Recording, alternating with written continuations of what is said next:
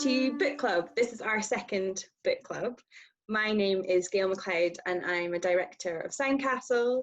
At the moment I'm working lots with choir and also with adults in mental health and some work with families. And I'm here today with Jenni Parkinson. Jenni, would you like to introduce yourself? Yes, I am also one of the founding directors of Soundcastle and I'm a music facilitator as well.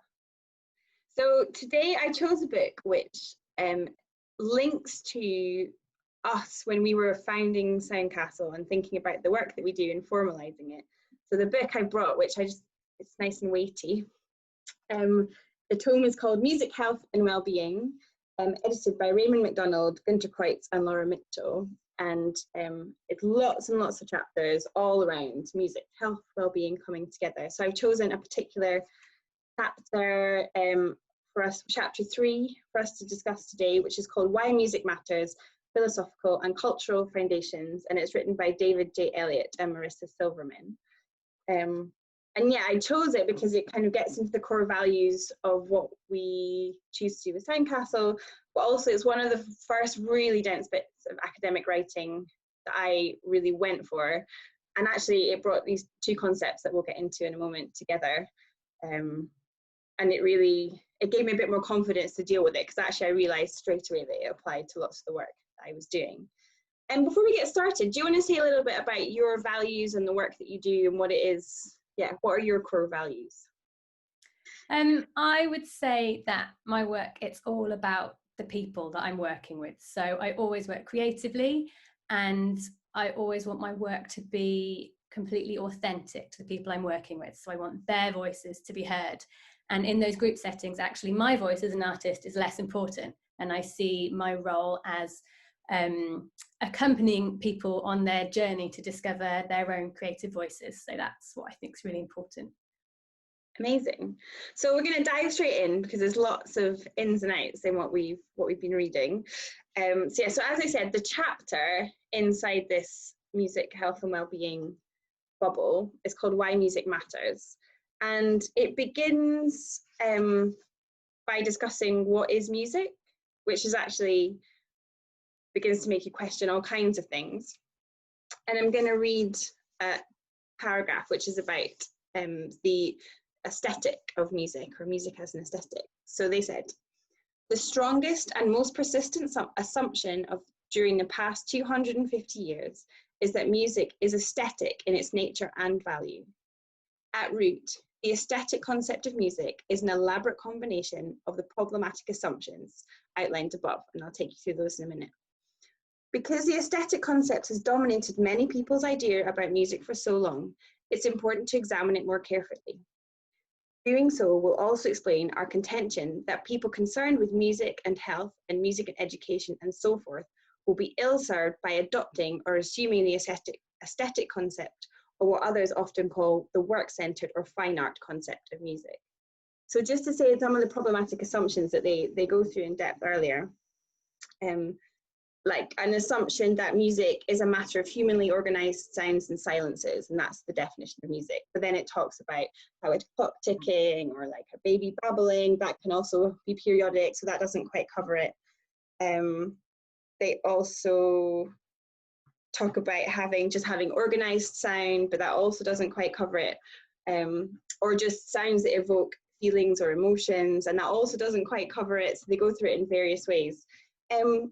If we are thinking about like music as an aesthetic in the community setting, what are the challenges of relying on it as an aesthetic in the community setting? I would say two main challenges come to my mind first. And the first one is that if you're thinking only about how the music sounds or how the music should sound, then that comes with a whole set of concepts that can be quite limiting.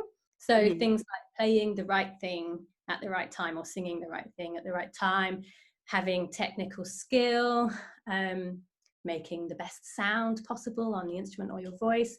And all of those things come with a risk of the feeling of failure or the feeling of inadequacy, which if you're in a community setting and your aim is well-being and confidence, then that might not be the most useful road for you to go down.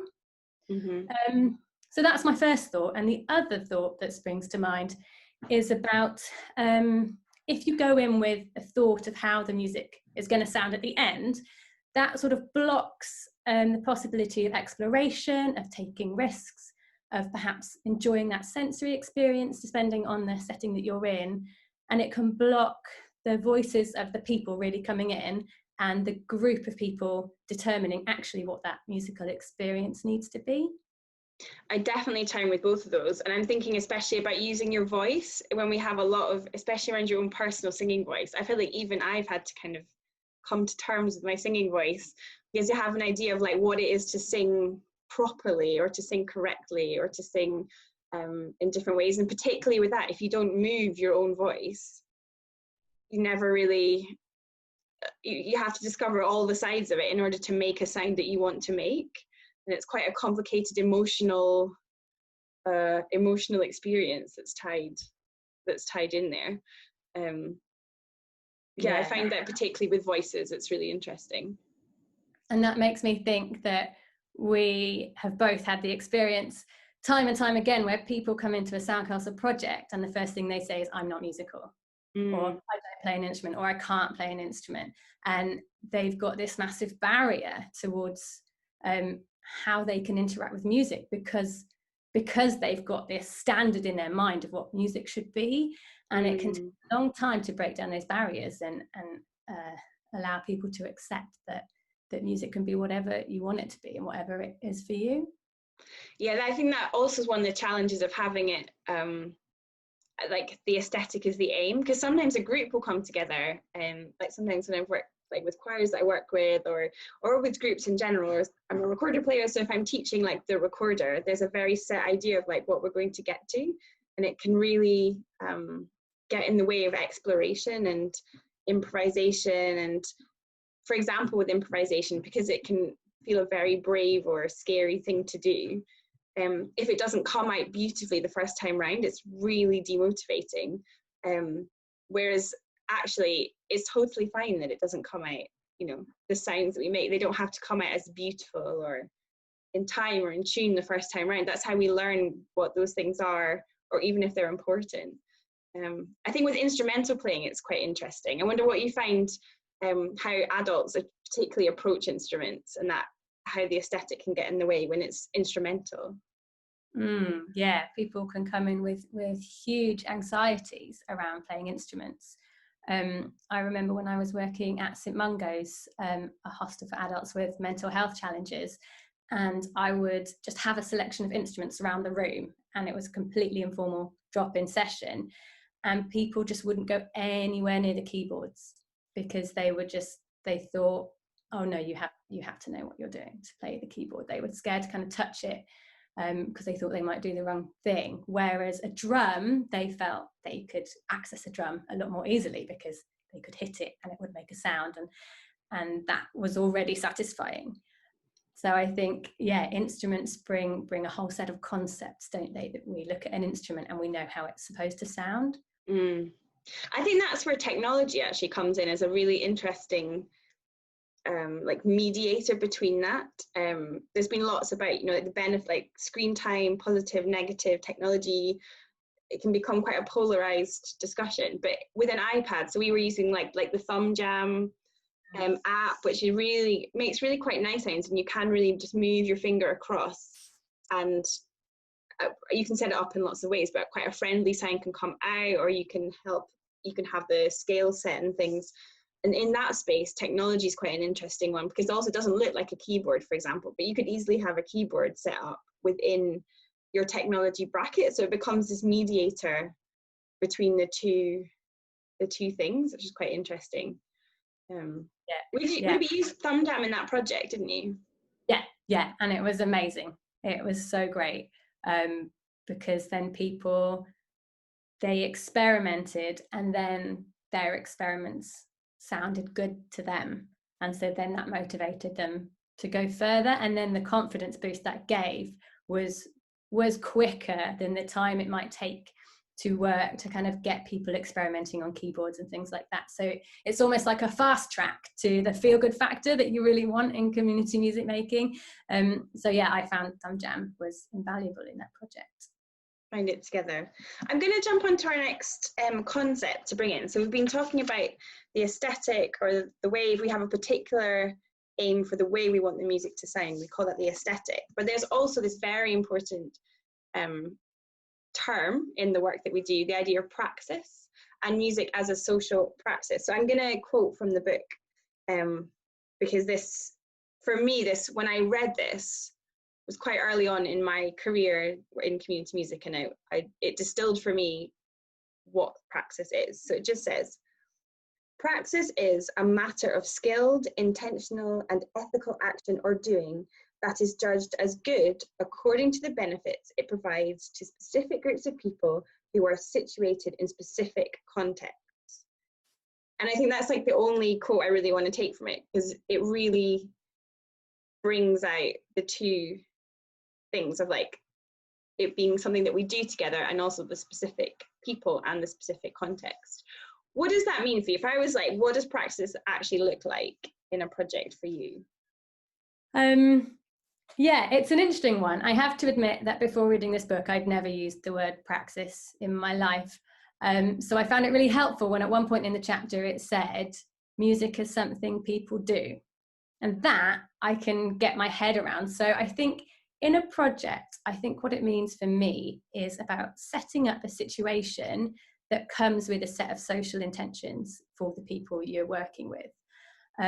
And that obviously could be so many different things depending on the context. So it might be, if you're working with families, it might be about setting up playful interaction between adults and children. If you're working with adults recovering from mental health challenges, it might be about building self-esteem. If you're working with people who are socially isolated, it might be about connecting with other people. But it could just be about kind of having fun and relaxing, and that I feel is a very valid social intention as well. So I think for me it's having that thought of, why are you there, who is there, and what does the group need, and how will music kind of bring that to the group. Yeah, I loved it. You used the phrase like social intentions, like what is it that brings us together, which is really interesting. And I feel like once you start asking that question of a situation, then you start to ask it of all the situations that you're doing music in. It's really, if you think about education, you think about like healthcare, like what it's for. What is it when you have that mindset compared to, say, like coming in with an aesthetic idea of music? What does that do for you as a practitioner? I think it makes me reflect more, and I think it helps with my value of authenticity. If I'm thinking more about what I want the music to sound like, of course that's subjective as well. So if that's my aim, that's going to mean that my voice is the most important one, because I'll have this idea of what music should sound like, and I will have the skills to guide people towards actually what I want.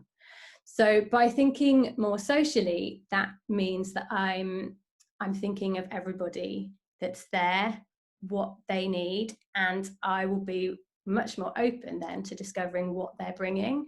Everybody has their own identities, their own references, their own contexts, and so if you're thinking more about the process and the social intention, it leaves space for all of those things to come into the room, and that can be really, really exciting to see where that will go. Now I'm like, what are the challenges of it suddenly? Because we kind of were thinking about the aesthetic and how that could give someone the nudge to feel like, when we could sort of manage it. But what are the challenges of working in this way? It's the unknown, isn't it? And I remember when I was first a facilitator, that was terrifying. I'd kind of have plan A, plan B, plan C, plan D, and then you go into the room and throw them all out the window because the group will take you somewhere that you never dreamed. And when I first started out as a facilitator, I found that absolutely terrifying, because then you kind of have that possibility of failure. You can fail as a facilitator to kind of, for something useful to happen during that workshop. And you can put a lot of pressure on yourself. But actually, even on those days when you thought it was a complete failure, you usually find out that everybody had a lovely time. So yeah, I think that is a challenge, isn't it? Just that letting go of control. It definitely brings you sort of face to face with your own expectations, because I think you set up, I hope I'm better at it now, but you set up a scenario. Maybe it's like sometimes we talk about the earlier stuff like messy play, or in different situations, or maybe it's an adult songwriting workshop or something like that. And you realize you do make expectations for yourself. You do think, oh, I might get a chord progression out of this, or I might get melodies out of that. And then it's just something completely other comes, or the person who you thought would really get the chords is really actually into lyrics, or really wants to do some crazy free sound worlds, or we're not interested in the keys. That's not where we're at. I think it really brings you into face to face with what you actually expect, like in a way of your own aesthetic. You want something like beautiful and rounded sometimes to come out, or I think I did. I feel like I've let that go more now. I don't know, do you feel like you've let it go? Are you able to just be like, this is the process and let's see? I think so. I think now I quite enjoy the unknown, and I enjoy the fact that what I could just never predict what will happen at the end of, let's say, an hour of being creative with people. I think I kind of revel in that now. The other challenge that just came into my mind is like when the group themselves have a very strong, they're like, we want to be able to do this perfectly. Like sometimes when I'm working, I would say, with parents for their kids, which I totally understand the expectation that we want them to sit neatly in rows and play in time, and finding the way to communicate about the benefits of exploration is something that's kind of interesting. And it's like we have to get the whole group's, it's not just my mindset that has to change, everybody, everyone's mindsets together. Have you had that where you have, how do we bring these values to everybody, not beyond ourselves? Yeah, it's always I think it's a balance, isn't it? Because at the same time as talking about process and how that's so important, there is a place for things sounding good. And sometimes you need a bit of that to motivate people to continue with the process. So I think it is this fine balancing act. And it's sometimes you need people's buy-in by, like we were talking about Thumb Jam, what's motivating about that is that it does sound good. And then people need a bit of that to then take the risks and find that exploration. So like everything, it is all a fine balance, isn't it? And sometimes you can use the aesthetic to pull people over to having more freedom.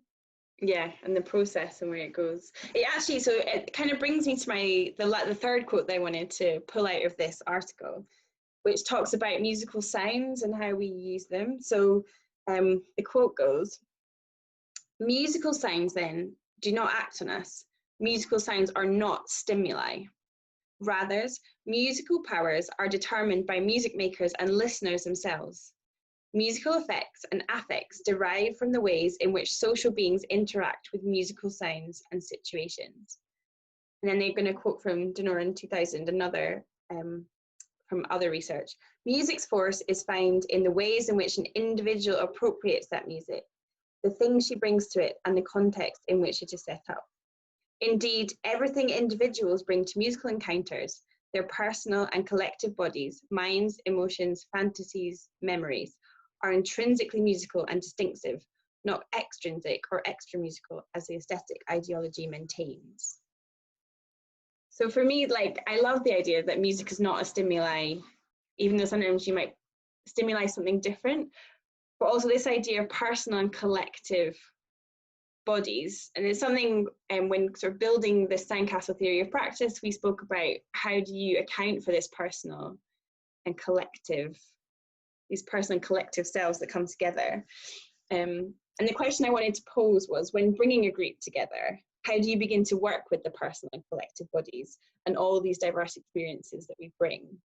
It's a huge question, but I wonder if we could just dip our toe in the water of it to finish off today.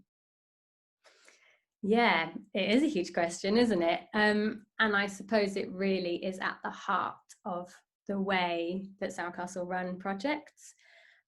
And that is that there is no one way, is there? So we're always exploring new creative processes, new ways to set up activities, new ways to set up musical explorations, to really allow people the space to put in their musical input, their musical selves, to express what they have to express. And of course, everyone's an individual, so it's not that people will all walk into the room, put their cards on the table and be like, this is who I am as a musician. You have to draw that out of people, and that has to be done in different ways. That takes different amounts of time. Some people are desperate to put that out there, and some people are very anxious. Some people don't even know they have that. So I think it is really about just exploring these processes that give space, that give safe spaces, and that kind of draw out these voices. I definitely, as soon as you were like, it's about the space in between, it kind of takes us back to what we were talking about earlier about the unknown. And the reason why you have to sit in the unknown is to make the space for those voices, those people to come out. And it also makes me think of the idea of like, I am not musical.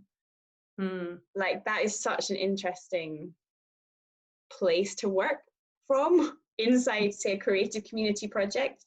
And I guess the people that come into that more usually for me are parents coming with children who've got a motivation to be in the space.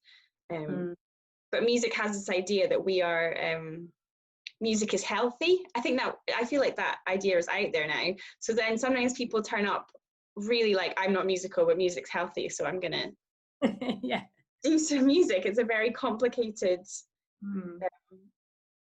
feeling that can come together. It's very strange. What happens when you get those, like, say, the outliers or people who are taking longer inside other groups? Like, how can we think about it?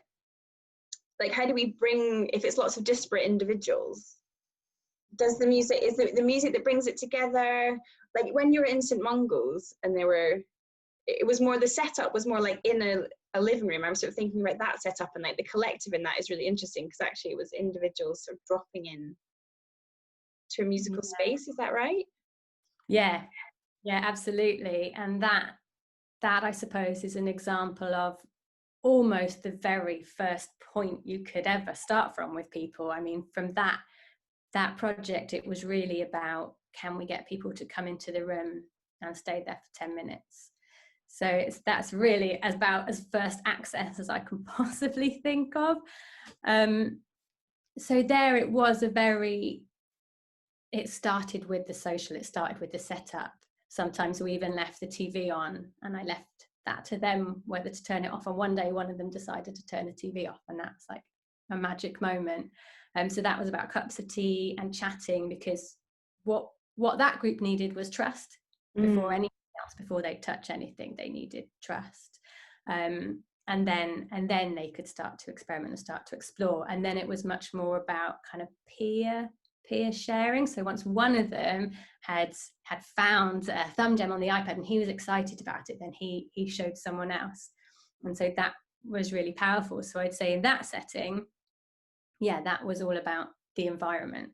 But in some settings, it is more about the music. Music is this incredible tool that you can set up environments or soundscapes where everybody can contribute in a way that's comfortable for them, and it doesn't feel unequal or somebody's putting in more or somebody's putting in something better. So you can use music as a tool in that way as well. I'm thinking about the People's Music Collective, which is adults' mental health challenges coming together. Although actually now the collective is very much just adults making music together. They've been on a real journey, not quite from where we're saying with St Mungo's, but of people just getting in the room and that was their bravery to arrive, and then we worked with them from there. And we've just done an interesting process of recording online for the first time because we haven't been able to meet. So I don't know how this fits in this process, but we've done the thing of people recording at home and then putting their voices into a collective externally. Fernando did amazing things, like bringing it all together. And it's so interesting because you have to be such an individual at home singing. You're recording your part into Zoom. It's something, or into another device. It's something I would never have been brave enough to try in the room, for example. Let's all record on our own singing and then put it together, but we've kind of been made to do it. And it's really interesting. The other side of it is everyone hearing themselves as a collective and how powerful that is. But the process of it was, for me as a facilitator, again, it was like I was asking, it was a bit of an unknown whether you even want to hear it. Kind of takes us back to where we started. Do you want to hear your voice do you want to hear what you do? Yeah, it's really interesting. How much do you make confidence at the center of what you do versus like technical skills if you're doing something like that? Where does the confidence sit? I think the confidence is absolutely key. I think that needs to be the first thing, and that's always the central thing for me. People do ask how to play things and how to play a chord, and then I will show them. And if there's a way to instill confidence while doing that, then that usually comes from a personal relationship, doesn't it? From trust, from encouragement, from support, from peer support. So it is possible to have technical skills developing in an environment that nurtures confidence. So I think, again, it's different for every setting and every individual. But personally, I think the confidence is central to any form of music making, because if people believe they're a musician, if they believe they can do it, then they will do it, and they will explore, and then they'll find wonderful things in whatever they do. Yeah, exactly. And then it goes to legacy, doesn't it? If they've got that with you, what you hope is they can take it forwards and have it without you being there, and it's a new. Yeah, exactly. Yeah. There's so much to talk about, but this seems like a great moment to let this land.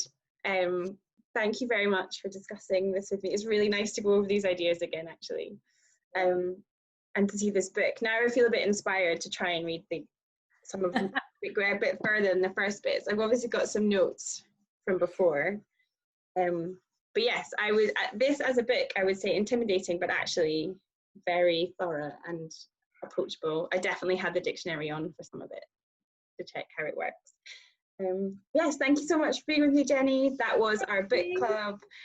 Keep an eye out, there will be more in the pipeline, and we look forward to seeing you soon. Thanks, everyone.